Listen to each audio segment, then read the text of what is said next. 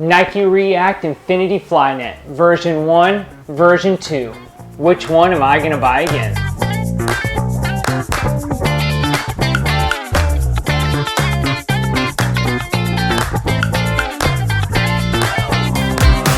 What is happening, everyone? Back here with another shoe review, but a little bit different. We have version 1 versus version 2, the Nike React Infinity FLYKNITY. I got these version 1 from a local running store and absolutely loved them. I was really surprised when I put them on. Normally I'm not a Nike road running shoe guy. As you can see, I love Nike trail stuff, but I have not been a big Nike road running shoe fan. But man, these were some of my favorite shoes. So naturally, I got version 2 and I am going to compare them for you now.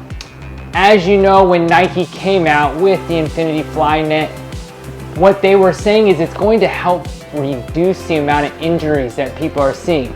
Their studies in a group of 226 men and women during a 12-week training process saw a reduction in injury by about 52% compared to when they were running in the Air Zoom Structure 22. Now, is that in their own laboratory, so we don't really know what the science is?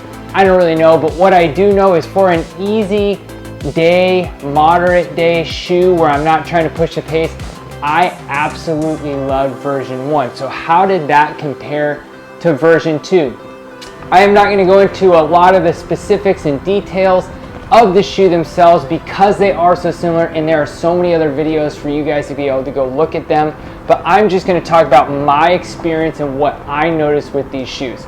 So when we look at these shoes themselves, we'll start from the outsole, works the midsole, and then works the upper, because the upper is where the biggest difference is. And when I went and I ran with version 2 on the left foot and version 1 on the right foot, that is when I knew which shoe I would buy again. So outsoles, as you can see, no difference. There was zero change that I had seen and read about in version 1 versus version 2. And for me, I put about 400 miles in version 1. I am just over 120 miles in version 2. So there is definitely some mileage in. And you can see the wear patterns that happen on these shoes, but no difference there. Midsole, I can't find any research that says there's anything different. They're very similar. They actually have a very similar feel, but there is something different about version 1, which I will get into, which I am not sure if it's something with the midsole or if it's the change with the upper that's going on. So let's talk about the biggest difference between the two, that being the upper of the shoe. You have a full one-piece sock-like upper on version 1, and then you have the semi-gusseted tongue, a lot more cushioning through the heel collar in version 2, and it feels a lot more stout in version 2. So a lot more structure, a lot more padding going on in version 2 versus version 1. And so let's talk about what I found as the major difference. So when I went and ran in version 2 for the 100 miles, I said I have to go back out and I have to go run in version 1 one more time to make sure what I remember about these shoes is accurate. And man, it was astronomically different. Although the weights of these shoes were very similar, 10.27 ounces for version 1, 10.65 ounces for version 2, according to the Nike website, version 1 felt significantly lighter underfoot. And when I say significantly, for me, a very stark contrast. I felt it when I ran with version 1 on both feet, but when I put version 2 on the left foot and version 1 on the right foot, there was a huge difference between the two for me in this training process, or in this run. So that's number 1. Number 2 is one of the things about Nike, sometimes I feel like they over-engineer and try to put too much on a shoe. That is what I'm feeling with version 2. There's just a lot going on here. And as many people have reported and talked about, the tongue and the connection of the tongue to the inside of the shoe ripping, man, I'm pretty careful with my shoes, and it tore super easily with the tongue on this shoe.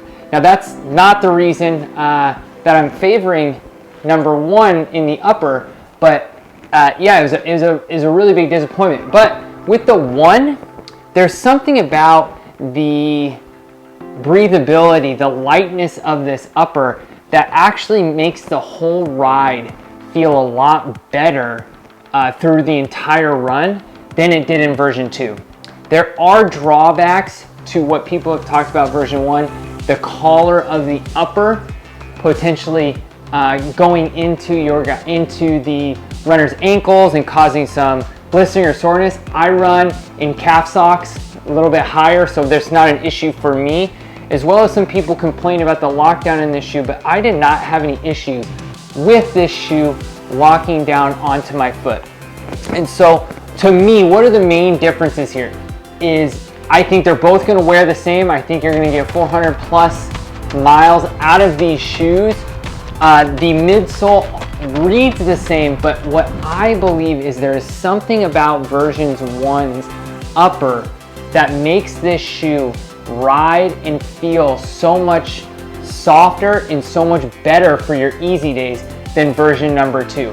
So my verdict on what I would recommend is, as long as you can get a good lockdown with version 1, this is the shoe I will be purchasing again over version number 2. If you have any questions, let me know. Look forward to the next comparison video. Have a great day, and let's get ready for some fall racing.